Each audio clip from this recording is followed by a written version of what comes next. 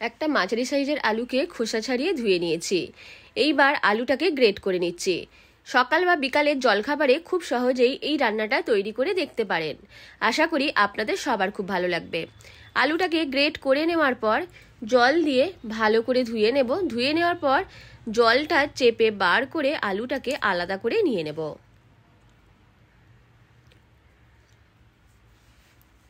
বেশ হাতে করে এইভাবে ধুয়ে নিচ্ছি, একটু চেপে চেপে। জলটাকে চেপে বার করে অন্য একটি পাত্রের মধ্যে নিয়ে নিচ্ছি।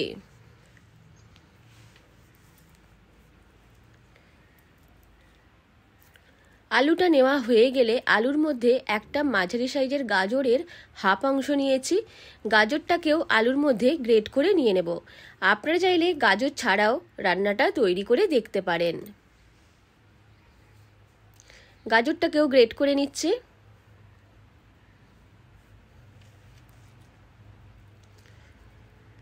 আলু আর গাজরকে গ্রেট করে নেওয়ার পর একটা মিক্সিং বোলের মধ্যে নিয়ে নিলাম। এইবার এর মধ্যে দিয়ে দেব একটা মাঝারি সাইজের পেঁয়াজ। পেঁয়াজটাকে লম্বা টুকরো করে কেটে নিচ্ছি।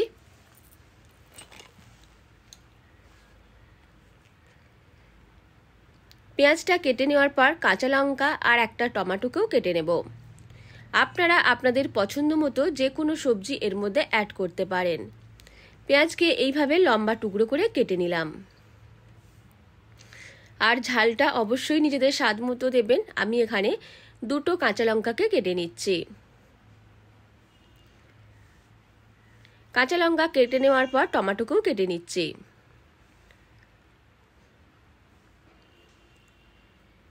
এইবার আলু আর গাজরের মধ্যে পেঁয়াজ, কাঁচা লঙ্কা আর টমেটোকে দিয়ে দেব। সব কিছুকে হাতে করে এইভাবে ভালো করে মিশিয়ে নিচ্ছি, যেন পেঁয়াজের টুকরোগুলো সম্পূর্ণ আলাদা হয়ে যায়। মিশিয়ে নেওয়ার পর ঠিক এই রকম হয়েছে। এইবার এর মধ্যে দিয়ে দেব 4 চামচ বেসন। দিয়ে দেব 2 চামচ চালের গুঁড়ো। চালের গুঁড়ো বাড়িতে না থাকলে কর্নফ্লাওয়ারও দিতে পারেন, তাহলে তৈরি করার পর খুব মুচমুচে হবে।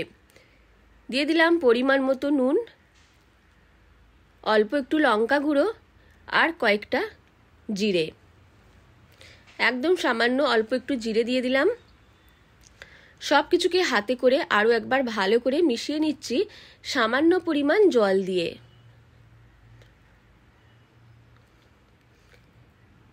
বিকালের জলখাবারে নতুন কিছু খেতে চাইলে অবশ্যই চটপট এই রান্নাটা তৈরি করে দেখতে পারেন। সব কিছু মিশিয়ে নেওয়ার পর ঠিক এই রকম হয়েছে। এইবার আমি নিয়ে নিয়েছি কয়েকটা ব্রেড। ব্রেডের চারপাশকে এইভাবে কেটে বাদ দিয়ে দিচ্ছি।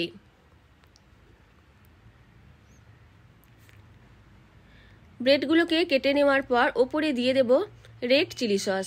আপনারা চাইলে এখানে গ্রিন চিলি সসও দিতে পারেন বা টমেটো সসও দিতে পারেন। যদি বাচ্চাদের জন্য তৈরি করেন তাহলে অবশ্যই টমেটো সস দিয়ে রান্নাটা করবেন, তাহলে ঝালের পরিমাণটা কম হবে। চিলি সসকে ভালো করে মিশিয়ে নেওয়ার পর ব্রেডকে এইভাবে মুড়ে নিয়ে গোল করে আগে থেকে যেই ব্যাটারটা তৈরি করে রেখেছিলাম তার মধ্যে এইভাবে কোট করে নিচ্ছি। আমি এখানে গোল গোল তৈরি করছি, এই জন্য গোল শেপের তৈরি করে নিলাম। আগে থেকেই গ্যাস অন করে কড়াই বসিয়ে তেল গরম করতে দিয়েছিলাম, গরম তেলের মধ্যে দিয়ে দিলাম। আরও একটা তৈরি করে দেখিয়ে দিচ্ছি। ব্রেড নিয়েছি, ব্রেডের চারপাশকে কেটে বাদ দিয়ে দিচ্ছি। ব্রেডের উপর দিয়ে দেব অল্প একটু রেড চিলি সস। সসটাকে ভালো করে মিশিয়ে নেওয়ার পর হাতের মুঠোয় এইভাবে ব্রেডকে ভেঙে নিয়ে গোল করে বেসনের ব্যাটারে কোট করে নিচ্ছি।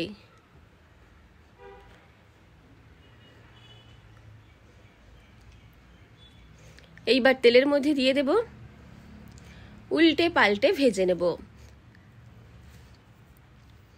যতক্ষণ না লাল লাল হচ্ছে ততক্ষণ এইভাবে নাড়াচাড়া করে মিডিয়াম ফ্লেমে ভেজে নেব।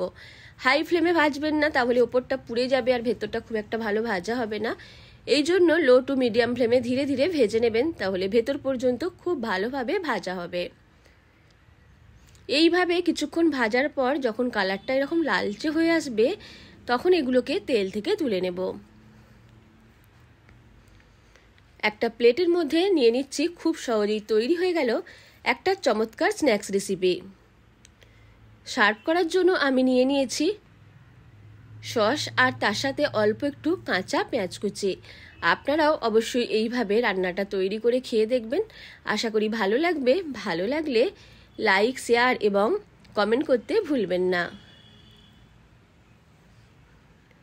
আর আমার চ্যানেলটিকেও সাবস্ক্রাইব করতে ভুলবেন না।